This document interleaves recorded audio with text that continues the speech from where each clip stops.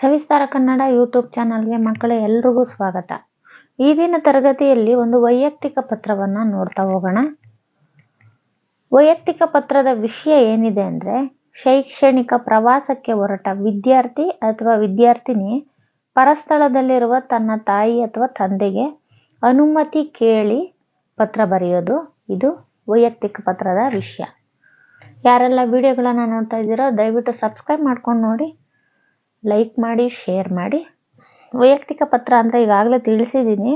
ನಮ್ಮ ರಿಲೇಷನ್ಸ್ ಅಥವಾ ನಮ್ಮ ಫ್ರೆಂಡ್ಸ್, ನಮ್ಮ ತಂದೆ ತಾಯಿ, ಚಿಕ್ಕಪ್ಪ ಚಿಕ್ಕಮ್ಮನಿಗೆ, ನಮ್ಮ ಸ್ನೇಹಿತರಿಗೆ, ಅಕ್ಕ ತಂಗಿಯರಿಗೆ ಬರೆಯುವಂಥ ಪತ್ರವನ್ನು ನಾವು ವೈಯಕ್ತಿಕ ಪತ್ರ ಅಂತ ಕರಿತೀವಿ. ಅಂದರೆ ಈ ವೈಯಕ್ತಿಕ ಪತ್ರವನ್ನು ಮಕ್ಕಳು ಒಂದು ಪ್ರವಾಸಕ್ಕೆ ಹೋಗೋದು, ಅನುಭವ ತಿಳಿಸೋದು, ಅಥವಾ ತಮ್ಮ ಶೈಕ್ಷಣಿಕ ಜೀವನ ಹೇಗೆ ನಡೀತಾ ಇದೆ ಅಂತ ತಂದೆ ತಾಯಿಗೆ ತಿಳಿಸೋದು, ಅಥವಾ ಬರ್ತ್ಡೇಗೆ, ಹುಟ್ಟುಹಬ್ಬಗಳಿಗೆ ಸ್ನೇಹಿತರನ್ನ ಇನ್ವೈಟ್ ಮಾಡೋದು, ಹೀಗೆ ಹಲವು ಬಗೆಯ ವೈಯಕ್ತಿಕ ಪತ್ರವನ್ನು ನಾವು ನೋಡ್ಬೋದು. ಪರೀಕ್ಷೆಗಳಲ್ಲಿ 4 ಅಥವಾ 5 ಮಾರ್ಕ್ಸ್ಗಳಿಗೆ ಈ ವಿಷಯ ನಿಮಗೆ ಬರುತ್ತೆ. ಈಗ ವೈಯಕ್ತಿಕ ಪತ್ರದ ವಿಷಯ ನಾನು ಹೇಳಿದೆ. ಶೈಕ್ಷಣಿಕ ಪ್ರವಾಸಕ್ಕೆ ಹೊರಟ ವಿದ್ಯಾರ್ಥಿ ಅಥವಾ ವಿದ್ಯಾರ್ಥಿನಿ. ನೀವು ವಿದ್ಯಾರ್ಥಿ ಆಗಿದ್ರೆ ಹುಡುಗನ ಹೆಸರು ಬರೀರಿ, ವಿದ್ಯಾರ್ಥಿನಿ ಆಗಿದ್ರೆ ಹುಡುಗಿರ ಹೆಸರು ಬರೆದು, ನಿಮ್ಮ ಹೆಸರುಗಳನ್ನು ಬರೆದು ಪರಸ್ಥಳದಲ್ಲಿರುವ ತನ್ನ ತಾಯಿ ಅಥವಾ ತಂದೆಯ ಅನುಮತಿ ಕೇಳಿ ಪತ್ರ ಬರೆಯಿರಿ ಅಂತಿದೆ. ನೋಡಿ, ಮೊದಲಿಗೆ ಪತ್ರವನ್ನು ದಿನಾಂಕದಿಂದ ಸ್ಟಾರ್ಟ್ ಮಾಡೋಣ. ದಿನಾಂಕ, ನೀವು ಬರೆಯುವಂಥ ಎಕ್ಸಾಮ್ ಡೇಟನ್ನೇ ಹಾಕ್ಬೋದು ಇಲ್ಲಿ. ಹಾಗೆ ಸ್ಥಳ, ನೀವು ಯಾವ ಸ್ಥಳದಿಂದ ಪತ್ರವನ್ನು ಬರಿತಾ ಇದ್ದೀರೋ ಆ ಸ್ಥಳದ ಹೆಸರನ್ನು ಹಾಕಬೇಕಾಗುತ್ತೆ. ಇಲ್ಲಿ ಕ್ಷೇಮ, ಮಧ್ಯದಲ್ಲಿ ಶ್ರೀ. ಇತ್ತೀಚಿನ ದಿನಗಳಲ್ಲಿ ಈ ಕ್ಷೇಮ ಅಥವಾ ಶ್ರೀಯನ್ನು ಮಕ್ಕಳಿಗೆ ಬರೆಸ್ತಾ ಇಲ್ಲ. ಅದು ನಿಮಗೆ ಬರಬೇಕು ಅಂದರೆ ಬರೀರಿ, ಇಲ್ಲ ಅಂದರೆ ಬಿಡ್ಬೋದು. ಈಗ ಇಲ್ಲಿ ಅಡ್ರೆಸ್ಸನ್ನು ಬರಿಬೇಕಾಗುತ್ತೆ.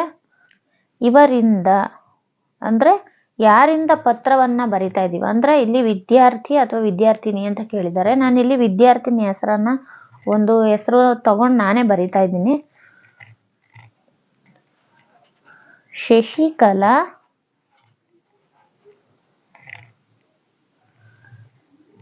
ಶಶಿಕಲಾ ಬಸವರಾಜು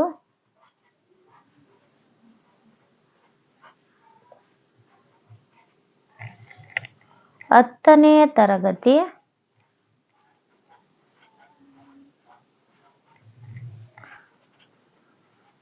ಶಾರದಾಂಬ ಸರ್ಕಾರಿ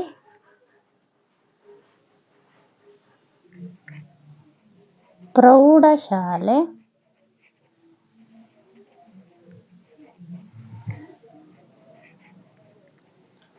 ದಾವಣಗೆರೆ.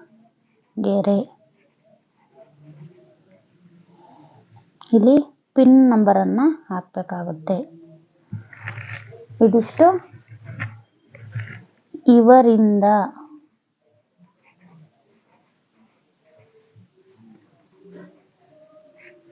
ವಿಷಯದಲ್ಲಿ ತಾಯಿ ಅಥವಾ ತಂದೆಗೆ ಅನುಮತಿ ಕೇಳಿ ಪತ್ರ ಬರೆಯಿರಿ ಅಂತಿದೆ. ಈಗಾಗಲೇ ನಾನು ಒಂದು ತಂದೆಗೆ ಪತ್ರ ಹೇಗೆ ಬರೆಯೋದು ಅಂತ ತಿಳಿಸ್ಕೊಟ್ಟಿದ್ದೀನಿ. ಅಂದರೆ ಶಾಲೆಯ ವಾರ್ಷಿಕ ಪರೀಕ್ಷೆಯ ಫೀಸ್ ಕಟ್ಟೋದಕ್ಕೆ ತಂದೆಗೆ ಪತ್ರ ಬರೆಯೋದು ತಿಳಿಸಿದ್ದೀನಿ. ಇಲ್ಲಿ ತಾಯಿಗೆ ಅಂತ ಬರೆಯೋಣ. ಇಲ್ಲಿ ತಾಯಿಗೆ ಪತ್ರ ಬರಿಬೇಕಾದ್ರೆ ಮಾತೃಶ್ರೀರವರಿಗೆ,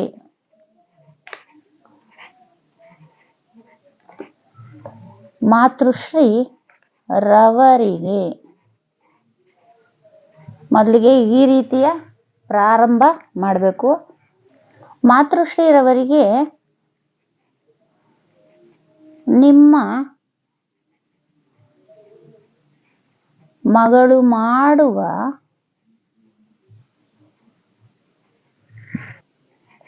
ಆದರ ಪೂರ್ವಕ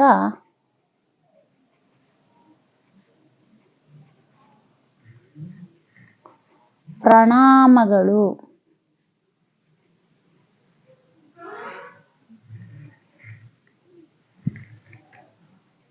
ನಾನಿಲ್ಲಿ ಕ್ಷೇಮವಾಗಿದ್ದೇನೆ.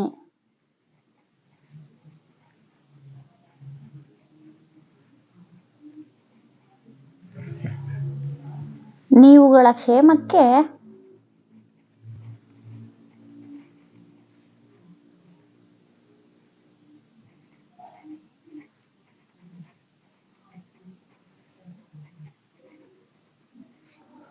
ಪತ್ರ ಬರೆಯಿರಿ.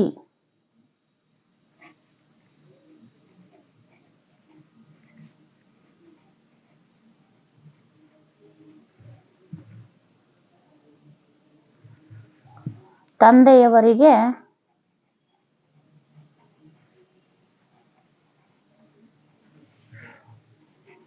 ನನ್ನ ಪ್ರಣಾಮಗಳನ್ನು ತಿಳಿಸಿ. ನನ್ನ ವಿದ್ಯಾಭ್ಯಾಸ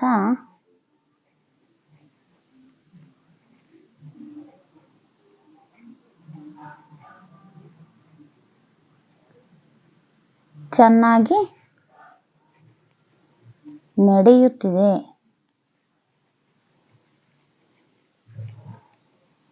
ನಾನು ಈ ಪತ್ರ ಬರೆದ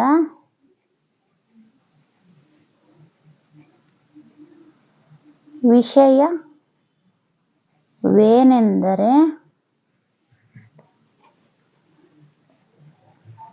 ನಮ್ಮ ಶಾಲೆಯಲ್ಲಿ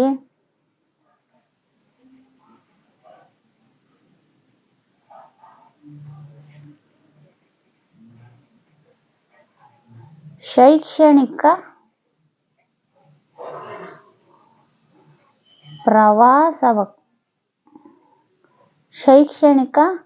ಪ್ರವಾಸವನ್ನು ಏರ್ಪಡಿಸಿದ್ದಾರೆ.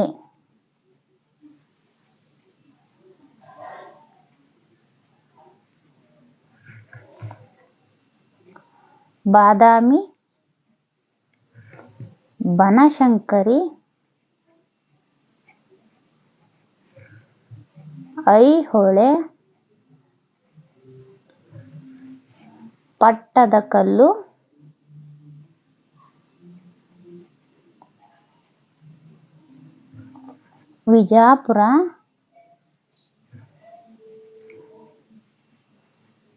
ವಿಜಾಪುರಗಳಿಗೆ ಹೋಗಿ ಐತಿಹಾಸಿಕ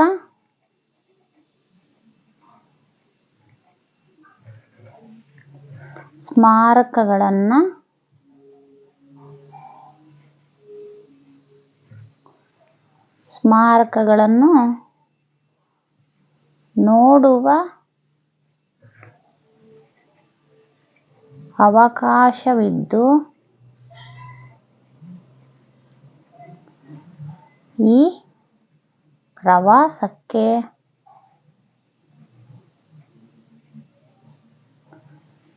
ನನಗೂ ಹೋಗುವ ಆಸೆಯಿದ್ದು,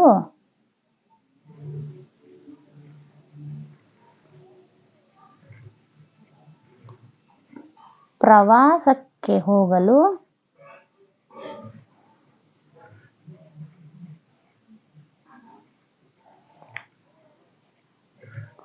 ನಿಮ್ಮಿಂದ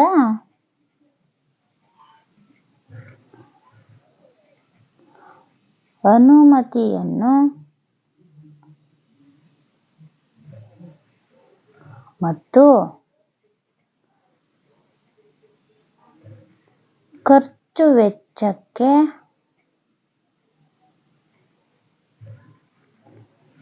ಹಣವನ್ನು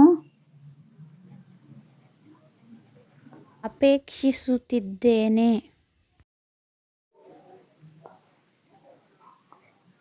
ಪ್ರವಾಸದಿಂದ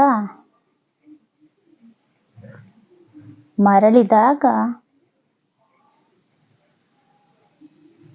ಪ್ರವಾಸದ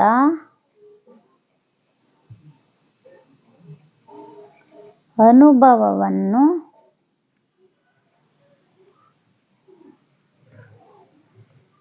ಪತ್ರದ ಮೂಲಕ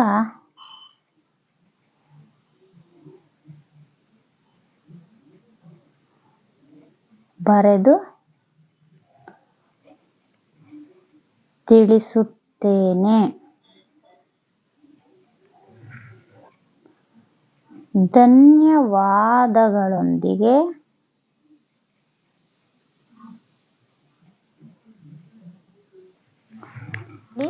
ಇವರಿಂದ ಅಂತ ಬರಿಬೇಕಾಗಿತ್ತು. ನೋಡಿ ಇಲ್ಲಿ ಮೊದಲಿಗೆ ಇವರಿಂದ ಅಂತ ಬರೆದು ವಿಳಾಸವನ್ನು ಬರೆದಾಗ ಯಾರಿಗೆ ಪತ್ರ ಬರಿತಿದ್ದೀವಿ ಅವರಿಗೆ ನಾವು ಈ ಸಂಬೋಧನೆಯನ್ನು ಮಾಡಿ, ಮಾತೃಶ್ರೀ ಅಂದರೆ ಮಾತೃಶ್ರೀ, ತಂದೆಗೆ ತಾಯಿಗೆ ಬರಿಬೇಕಾದ್ರೆ ಅವರಿಗೆ ನೀಡಬೇಕಾದಂಥ ಸಂಬೋಧನೆಗಳನ್ನು ಬರೆದಾಗ ಇನ್ನು ವಿಷಯದ ವಿವರಣೆಯನ್ನು ನಾವು ಬರಿಬೇಕಾಗುತ್ತೆ. ಇಲ್ಲಿಗೆ ಮೊದಲಿಗೆ ಪತ್ರವನ್ನು, ವೈಯಕ್ತಿಕ ಪತ್ರಗಳನ್ನು ಬರಿಬೇಕಾದ್ರೆ ಮೊದಲಿಗೆ ಕ್ಷೇಮವನ್ನು ವಿಚಾರಿಸ್ಕೋಬೇಕು. ನಮ್ಮ ಕ್ಷೇಮವನ್ನು ತಿಳಿಸಿ ಅವರ ಕ್ಷೇಮಕ್ಕೆ ನೀವು ಪತ್ರ ಬರೆಯಿರಿ ಅಂತ ತಿಳಿಸ್ಬೇಕಾಗುತ್ತೆ. ಆಮೇಲೆ ವಿಷಯ ವಿವರಣೆಯನ್ನು ಕೊಡಬೇಕು. ವಿದ್ಯಾರ್ಥಿಗಳು ಪತ್ರ ಬರಿಬೇಕಾದ್ರೆ ಅವರ ವಿದ್ಯಾಭ್ಯಾಸದ ಬಗ್ಗೆ ವಿವರಣೆಯನ್ನು ಸ್ವಲ್ಪ ಕೊಡಬೇಕಾಗುತ್ತೆ. ತದನಂತರ ವಿಷಯ, ನಾವು ಪತ್ರ ಬರೆದಿರೋ ವಿಷಯ ಏನು ಅಂತ ಅದನ್ನು ಎಕ್ಸ್ಪ್ಲೇನ್ ಮಾಡಿ ಬರಿಬೇಕಾಗುತ್ತೆ. ಇಲ್ಲಿ ನೋಡಿ, ನಾನು ಈ ಪತ್ರ ಬರೆದ ವಿಷಯವೇನೆಂದರೆ ಅಂತ ತಿಳಿಸಿ, ಇಲ್ಲಿ ನಾನು ಶೈಕ್ಷಣಿಕ ಪ್ರವಾಸಕ್ಕೆ ಹೋಗ್ತಾ ಇದ್ದೀನಿ, ಅದಕ್ಕೆ ನೀವು ಅನುಮತಿಯನ್ನು ಕೊಡಿ. ಈ ಅನುಮತಿಯ ಜೊತೆಗೆ ಸ್ವಲ್ಪ ಖರ್ಚು ವೆಚ್ಚಕ್ಕಾಗಿ ಸ್ವಲ್ಪ ಹಣವನ್ನು ಕಳಿಸ್ಕೊಡಿ ಅಂತ ಈ ಪತ್ರದಲ್ಲಿ ತಿಳಿಸಲಾಗಿದೆ. ಹಾಗಂತ ತಿಳಿಸಿ ಕೊನೆಯದಾಗಿ ಧನ್ಯವಾದಗಳನ್ನು ತಿಳಿಸ್ಬೇಕಾಗುತ್ತೆ. ಇದಾದ ನಂತರ ಇಂತಿ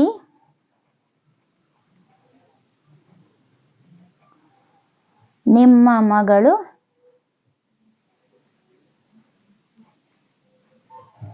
ಇಲ್ಲಿ ನಿಮ್ಮ ಸಹಿ ಹಾಕಬೇಕಾಗುತ್ತೆ. ಇಲ್ಲಿ ಶಶಿಕಲಾ ಅಂತ ಬರೆದಿದ್ದೀನಿ, ಅವರ ಸಹಿ ಇಲ್ಲಿ ಬೀಳುತ್ತೆ. ಇಲ್ಲಿ ಹೊರ ವಿಳಾಸ ಅಥವಾ ಇವರಿಗೆ ವಿಳಾಸವನ್ನು ಬರಿಬೇಕಾಗುತ್ತೆ. ಇವರಿಗೆ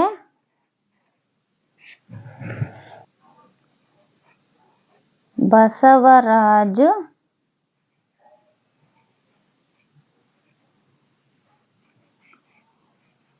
ದೊಂಡೆ ಬಾವಿ, ಮನೆ ನಂಬರ್ 42, 3ನೇ ಅಡ್ಡ ರಸ್ತೆ,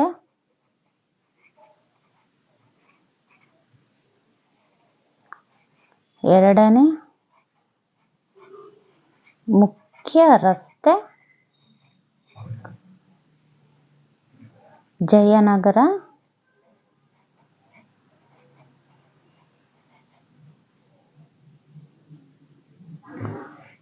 ರಾಯಚೂರು,